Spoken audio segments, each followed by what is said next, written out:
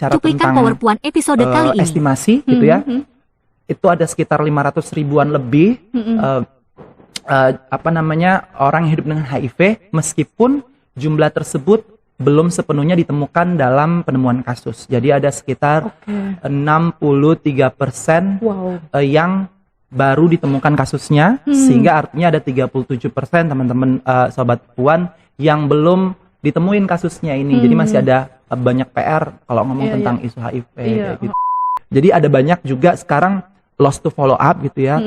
Jadi setelah mereka mengakses pengobatan, tapi besoknya atau bulan kemudian mereka nggak mau pengobatan ya gara-gara itu kayak gitu. Udah trauma ya. Betul. Sama layanan kesehatan yang nggak ramah gitu. Betul. Ya. Selamat datang di Power Puan.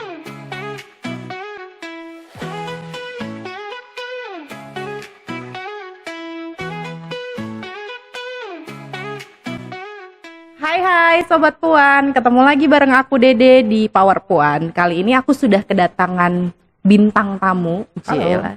Guest star kita hari ini ada Kakak Ael. Halo Kakak Ael. Halo Kak Dede. Apa kabar? Baik, Kakak Ael gimana kabarnya? Baik, luar biasa. Luar biasa.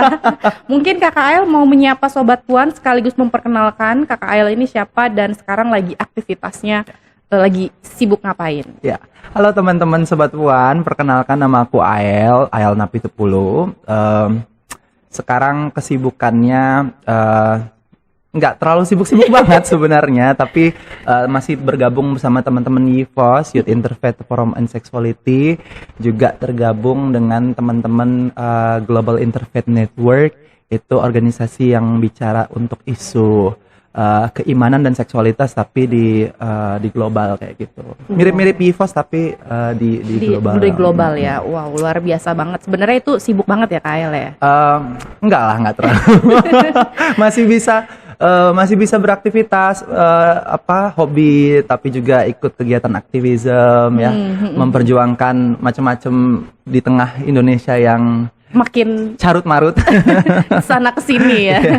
Nah, Kak Ael sekarang kan ini udah masuk hari kampanye 16 HKTP nih, hari anti kekerasan terhadap perempuan ya kan. Ngomongin soal itu, salah satunya di bulan Desember ada Hari AIDS sedunia. Nah, kalau boleh sharing nih, Kak Ael mungkin bisa sharing sama Sobat Puan nih, sebetulnya kenapa sih Hari AIDS itu penting untuk diperingati dan apa sih maknanya gitu? Ya, thank you Kak Dede pertanyaannya. Tapi sebelum itu aku mau mengucapkan selamat Hari AIDS sedunia buat teman-teman yang mendengar, terutama teman-teman Sobat Puan ya.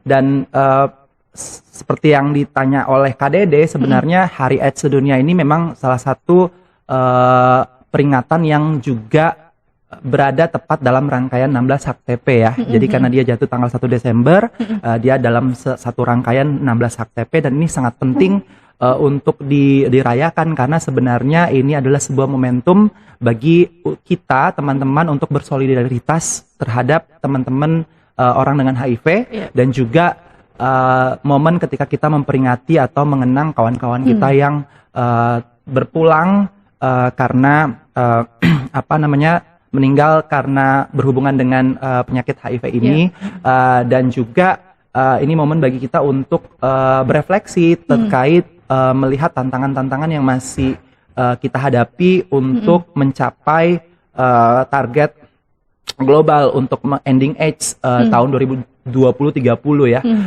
karena masih banyak banget PR untuk tes, treatment, sama adherence untuk isu HIV ini. Dan sekaligus satu lagi momen untuk kita melihat masih banyak tantangan-tantangan, hambatan-hambatan berkaitan dengan human rights yang menahan untuk pencapaian HIV ending AIDS 2030 gitu. Jadi ini sangat penting dan juga ini bagian dari rangkaian 16 HKTP yang biasa diperingati oleh seluruh dunia gitu ya, teman-teman aktivis kayak gitu. Betul sih. Jadi sebenarnya ini adalah momen gitu ya yang penting justru ya, yang harus terus selalu diingat. Betul. Dan direfleksikan bersama. Tapi tadi Kak El nih ngomongin soal HIV dan AIDS. Nah, kalau boleh tahu nih, sebetulnya kadang kan kita juga nggak paham ya, apa sih sebetulnya bedanya HIV dan AIDS gitu. ya buat teman-teman sobat Puan ya. Jadi mungkin sebagian dari teman-teman sudah tahu, tapi mengingatkan bagi yang mungkin lupa-lupa dikit gitu ya. HIV itu Human Immunodeficiency Virus gitu ya. Virus yang menyerang kekebalan tubuh manusia gitu ya. Jadi virusnya gitu ya. Kalau AIDS itu Acquired Immunodeficiency Syndrome gitu. Jadi sekumpulan gejala-gejala yang dialami oleh manusia karena terpapar HIV lanjutan gitu ya. Jadi kalau individu tersebut yang dideteksi positif HIV, dia tidak melakukan pengobatan atau treatment, dia bisa masuk ke dalam fase lanjutan yaitu AIDS kayak gitu. Jadi AIDS itu kumpulan gejala-gejalanya, HIV itu virusnya kayak gitu.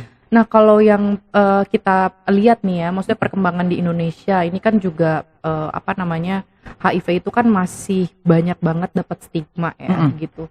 Nah kalau boleh diceritain sebetulnya yang paling rentan terkena gitu ya virus HIV ini tuh siapa sih gitu? Karena kan kalau misalnya di berita-berita terus di sosmed kita lihat itu tuh banyak banget berita-berita yang kita nggak tahu nih kebenarannya gitu. Ada yang bilang kayak remaja tuh paling rentan gitu atau siapa gitu. Nah mungkin KL bisa ceritain nggak gitu?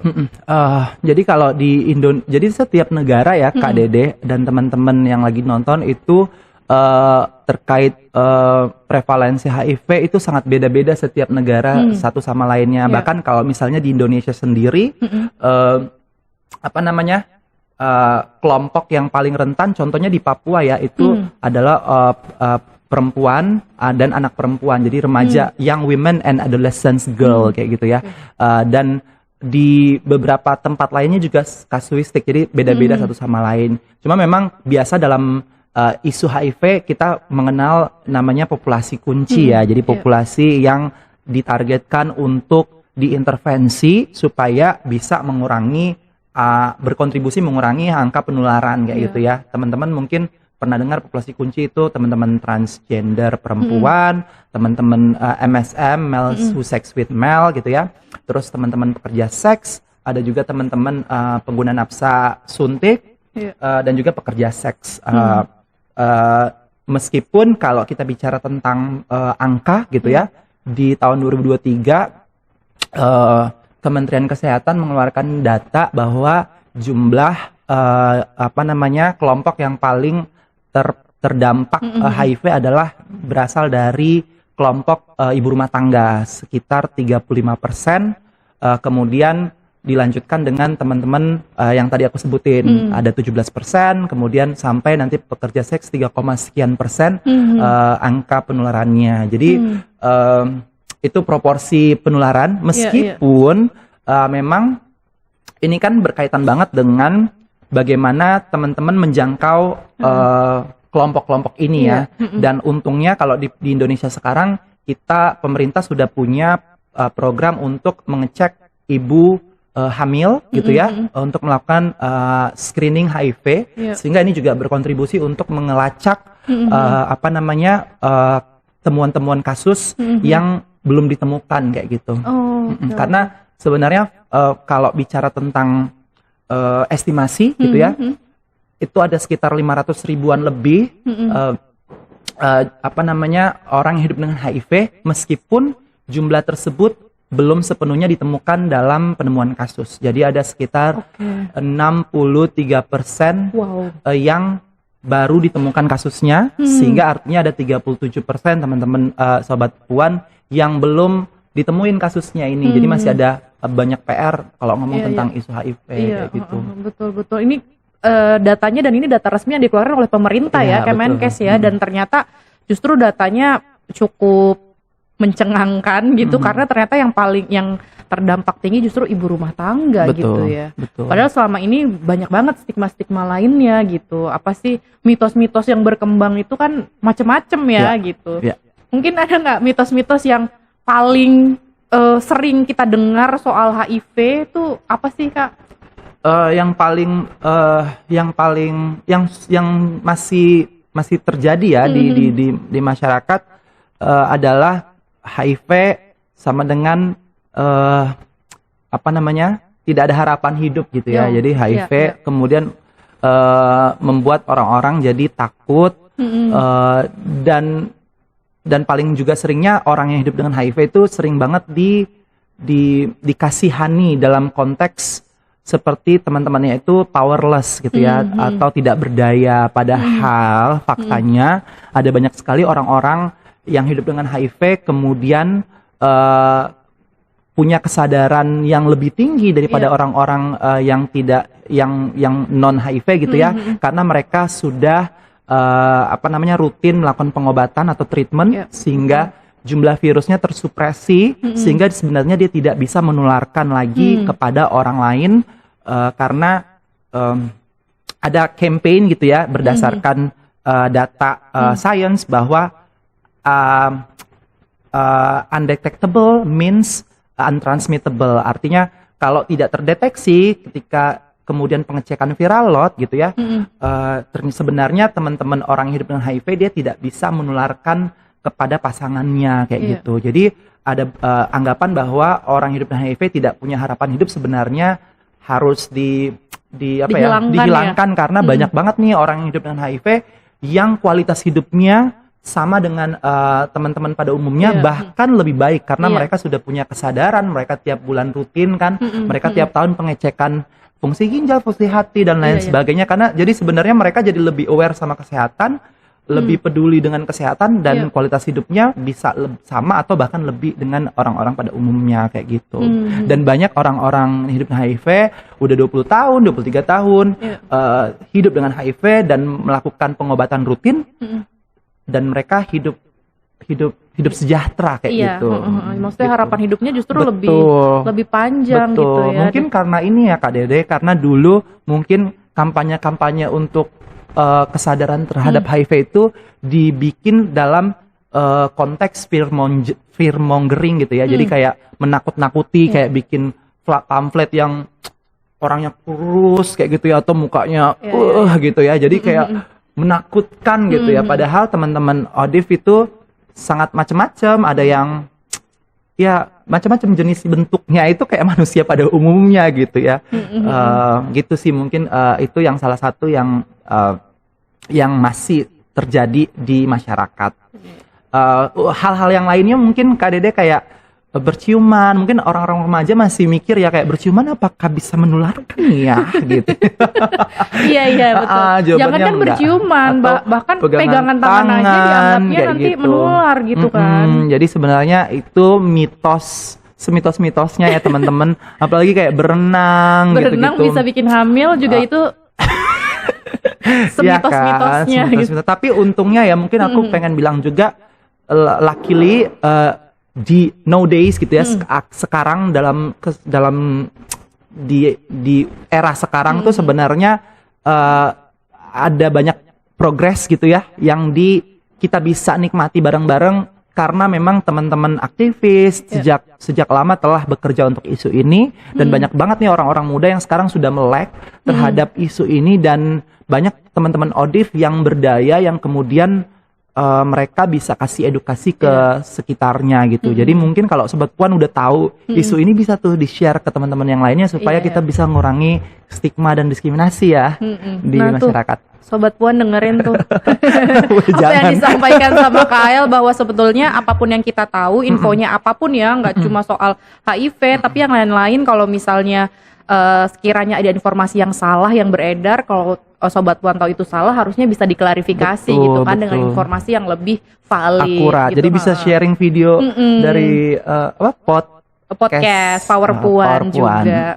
Betul. Tadi juga lucu banget ya, kayak misalnya sebetulnya dulu itu emang iklan-iklannya menakutkan, kayak kurus.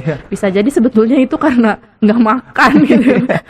Bukan, maksudnya ada standar-standar yang selama ini tuh beredar dibuat sama masyarakat juga masyarakat juga kan. Kayak kurus itu nggak sehat atau seperti apa yang sebetulnya jadi kemana-mana lah gitu kan. Terus posternya nanti ada gambar-gambar merah darah-darah di belakangnya. Teman-teman mungkin itu poster film crime ya. Tahun 2000-an kayak gitu Kak. Makanya sekarang metode fear mongering gitu ya, menakut-nakuti itu nggak lagi relevan untuk intervensi pencegahan dan edukasi terhadap terkait HIV dan IMS. Di banyak negara sekarang banyak sekali metode-metode kampanye yang lebih fun, engaging dan juga menunjukkan humanize, memanusiakan teman-teman ODIF kayak gitu. Jadi ada wajah-wajah ODIF yang ya sama gitu. Kita ketika dia bisa pengobatan dan tetap melakukan kepatuhan pengobatan, ya teman-teman bisa menjaga kualitas hidupnya kayak gitu. Betul. Oke. Balik lagi sih sebetulnya sama penjelasannya tadi yang Kak El sampaikan, ada data yang 60 berapa persen sampai 30% justru malah belum terdeteksi gitu kan. Nah, sebetulnya kalau di Indonesia nih, konteks di Indonesia sebenarnya tantangan ODIF gitu ya dalam mengakses layanan tuh sebetulnya apa sih gitu? Jadi tantangan ODIF dalam mengakses layanan tentu salah satunya adalah terkait stigma dan diskriminasi ya, apalagi stigma di lingkungan masyarakat. Jadi ini berkontribusi pada bagaimana teman-teman ODIF yang sudah tahu statusnya pun kemudian enggan untuk melakukan pengobatan mulai treatment. Ini aku sekaligus baca data ya dari teman-teman kebetulan lagi nyiapin tadi ketika persiapan. Jadi kalau bicara tentang yang sudah tahu status KDD itu 63%. Nah, tapi dari yang tahu statusnya ini si 63% ini baru 67% yang menjalani ARV. Artinya mereka sudah tahu nih teman-teman statusnya, tapi hanya 67% yang mau menjalani ARV. Itu kenapa sih? Faktor-faktornya banyak banget. Satu misalnya tadi ya stigma, diskriminasi sehingga orang jadi takut ketahuan aku menjadi adalah orang yang hidup dengan HIV. Kemudian yang kedua adalah bagaimana layanan-layanan yang masih belum ramah terhadap orang dengan hidup dengan HIV gitu ya. Misalnya bagaimana sih contoh-contoh yang nggak ramah misalnya ketika kita ada hadir mau pengobatan kemudian gestur dari petugas layanannya agak-agak sinis gitu ya, atau misalnya mukanya meskipun kadang-kadang nggak maksud gitu ya, tapi teman-teman kan sedang dalam posisi rentan ya, lagi dalam posisi sedih, berduka karena baru tahu status, sehingga penting banget untuk menciptakan lingkungan yang memadai untuk teman-teman supaya merasa feel welcome gitu ya, merasa ini adalah ruang yang aman kayak gitu. Belum lagi bahasa-bahasa yang masih menstigma, misalnya contoh ya, kamu sudah HIV, kamu nggak boleh lagi dong seperti ini. Jadi seperti ada menggurui dalam ruang-ruang konseling ketika mereka melakukan mengambil obat tiap bulan kayak gitu. Jadi ada banyak juga sekarang lost to follow up gitu ya. Jadi setelah mereka mengakses pengobatan, tapi besoknya atau bulan kemudian mereka nggak mau pengobatan ya gara-gara itu kayak gitu. Udah trauma ya sama layanan kesehatan yang nggak ramah gitu ya. Betul. Sehingga memang sekarang tantangannya adalah juga bagaimana bekerja sama petugas layanan kesehatan untuk memastikan layanan yang mereka sediakan itu betul-betul ramah terhadap komunitas dan orang yang hidup dengan HIV. Gitu sih Kak. Mungkin faktor-faktor lain apalagi ya terkait biasanya akses layanan juga, karena kan nggak meskipun memang sebenarnya di semua kota kabupaten kita sudah bisa akses pengobatan untuk puskesmas kayak gitu ya, tapi memang ada banyak faktor-faktor lain yang layernya, misalnya teman-teman orang muda dia kemudian belum punya penghasilan, akses transportasi ke tempat menuju layanan gitu, itu masih jadi PR dari temuan kita dan percakapan dengan orang-orang muda terkait hambatan pengobatan kayak gitu. Gitu Kak. Oke. Nah, kalau misalnya di lingkup orang muda nih atau remaja nih, sebenarnya kan mereka kan nanti yang menjadi generasi penerus nih gitu, ketika ngomongin soal isu-isu kayak gini. Kalau dulu kayak misalnya ada iklan-iklan yang mengerikan gitu ya. Nah, kira-kira nih kalau menurut Ael, apa sih yang seharusnya diketahui atau dilakukan orang muda dalam mencegah HIV/AIDS? Jadi mungkin salah satu cara untuk kemudian bisa berkontribusi dalam pencegahan HIV adalah bagaimana setiap orang muda gitu ya harus equip dirinya gitu ya, memperlengkapi dirinya dengan pengetahuan gitu ya. Jadi bagaimana kita bisa belajar tentang misalnya contohnya bagaimana sih prinsip penularan HIV gitu ya. Jadi kalau kita tahu prinsip penularannya kan jadi kita bisa tahu untuk menanggulanginya. Sama yang kedua jadi kita tidak merasa bahwa penularan itu betul-betul yang dengan metode yang aneh yang tadi kita sebutin ya, kayak misalnya berenang, berpelukan, berbagi alat makan kayak gitu ya. Mungkin sekaligus secara singkat prinsip penularan itu gampangnya itu ada namanya prinsip ESE, Kak Dede. Jadi ESE itu ada 4 aspek yang perlu di checklist kalau untuk bisa seseorang mentransmisi virus dari satu tubuh ke tubuh orang lain. Yang pertama itu namanya exit. Jadi cairan atau darah gitu ya, cairan air mani, terus kemudian darah itu atau cairan vagina itu harus kemudian ada proses keluarnya, exitnya gitu ya. Jadi kalau misalnya keringat nggak bisa, air liur tidak gitu ya. Jadi nggak ada exitnya gitu ya.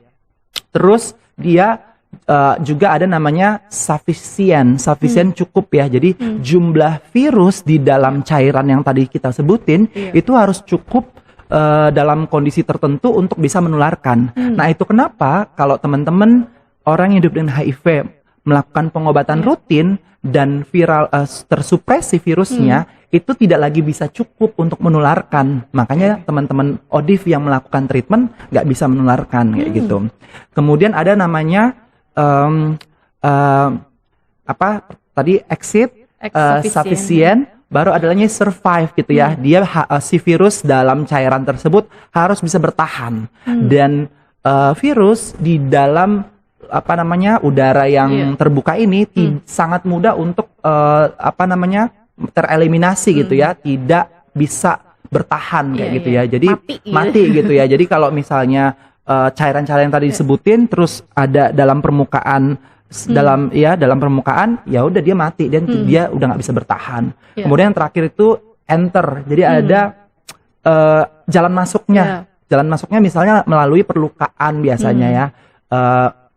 Atau bahkan misalnya makanya informasi teman-teman itu biasanya lebih mudah terpapar HIV kalau dia ada namanya IMS-nya, infeksi menular seksual. Infeksi menular seksual itu biasanya terjadi perlukaan dalam alat kelamin, mau dari anal ataupun di penis ataupun di vulva vagina kayak gitu ya. Jadi orang yang mengalami penyakit infeksi menular seksual itu lebih rentan makanya mengalami terpapar HIV karena ada luka yang terbuka gitu. Sehingga memang kampanyenya juga adalah bagaimana teman-teman juga tahu isu IMS juga nih, PIMS ini supaya bisa melakukan pengobatan yang sama gitu.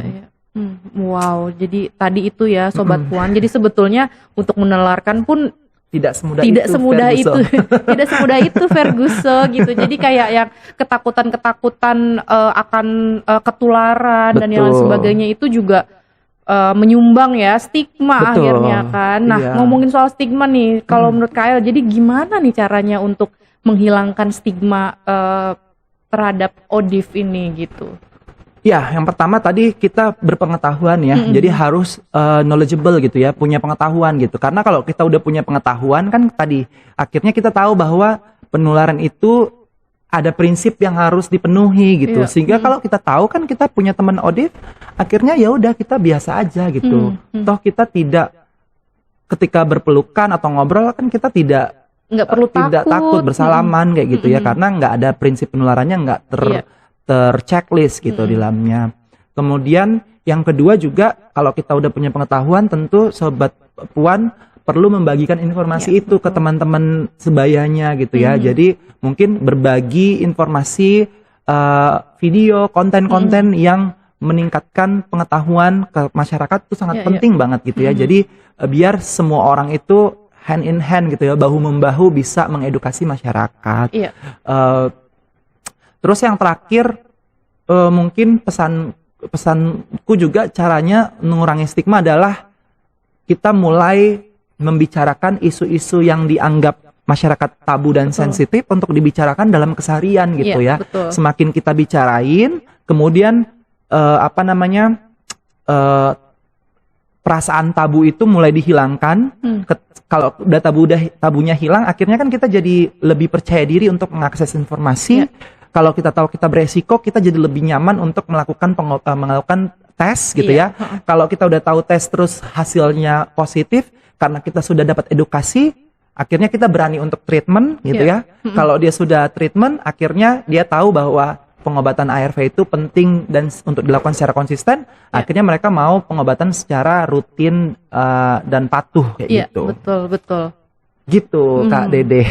Luar biasa loh, ini semua obrolannya ini penting semua ya Sobat Puan. Jadi jangan takut juga untuk mengakses tes ya. Tes HIV itu nggak cuma buat orang-orang yang beresiko, kita sendiri juga boleh banget kan untuk tes HIV, karena tadi ya resiko-resiko kayaknya semua orang itu sangat mungkin beresiko HIV kalau kitanya nggak sadar akan kesehatan gitu. Betul. Mungkin aku mau nambahin Kak Dede satu hal, karena kebetulan sekarang kan dalam rangkaian 16 HAK-TP ya. Jadi mungkin salah satu hal poin yang juga perlu kita garis bawahi adalah teman-teman perempuan juga sangat rentan mengalami terpapar virus HIV karena berkaitan dengan kekerasan yang dialami gitu ya.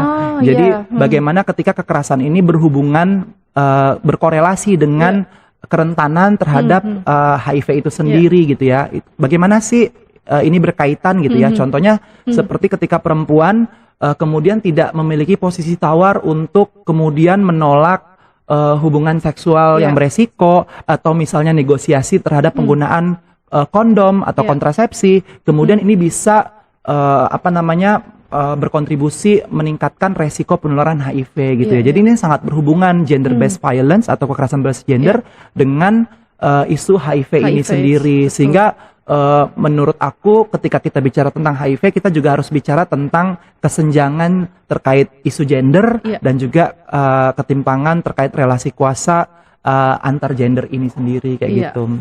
Betul. Wah, benar banget nih, diingatkan lagi ya sama Kael bahwa sebetulnya isu HIV AIDS itu juga sangat dekat gitu ya dengan isu kekerasan berbasis gender. Ya Ael, terima kasih sekali sudah membawa topik tadi soal kedekatan antara isu HIV AIDS dengan juga kekerasan berbasis gender ya, khususnya untuk perempuan gitu. Nah, buat Sobat Puan juga untuk jangan lupa untuk selalu mengakses informasi ya terkait kekerasan berbasis gender, kemudian layanan Kespro, kesehatan reproduksi juga, karena sebetulnya itu yang akan membangun kesadaran kita terhadap hak-hak kita ya, hak tubuh kita, kemudian perlindungan terhadap kekerasan juga, dan itu juga jangan lupa juga Sobat Puan untuk terus saling menjaga gitu ya, satu sama lain, merawat dan menjadi support system untuk satu sama lain gitu. Mungkin Kak Ael ada nggak yang mau disampaikan lagi nih terkait 16 HAK-TP nih? Paling terakhir mungkin kita semangat untuk terus bersolidaritas gitu ya, saling jaga, saling bantu gitu ya, karena kalau kita bicara tentang perjuangan, kita nggak boleh berjuang per isu masing-masing gitu ya. Kita harus saling bersolidaritas interseksional topiknya, isunya, sehingga kita bisa semakin kuat gitu ya, kelompok-kelompok. Kalau kita berjuang bersama, niscaya apapun yang kita cita-citakan untuk Indonesia lebih baik itu bisa kita capai gitu. Amin. Tetap optimis, nggak boleh pesimis. Ya, di tengah begini. Oke, Kael terima kasih banyak loh sudah mau hadir di Power Puan dan juga share ilmunya. Sama-sama. Dan semoga Sobat Puan juga jangan lelah untuk terus men-share apapun ya terkait HIV, kemudian isu Kespro, dan jangan lupa juga untuk subscribe YKP TV dan semua ikutin sosmednya YKP biar Sobat Puan bisa terus mengupdate informasi. Dan Sobat Puan untuk kali ini karena kita sedang ada di kampanye 16 hari anti kekerasan terhadap perempuan, mungkin Sobat Puan juga bisa berkontribusi dengan memberikan hashtag di setiap postingannya, atau Sobat Puan justru mau tahu lebih update soal kegiatan 16 HKTP juga tinggal dicari aja di sosial media hashtag 16 HAKTP. Oke, itu aja, sampai kita ketemu lagi di episode berikutnya.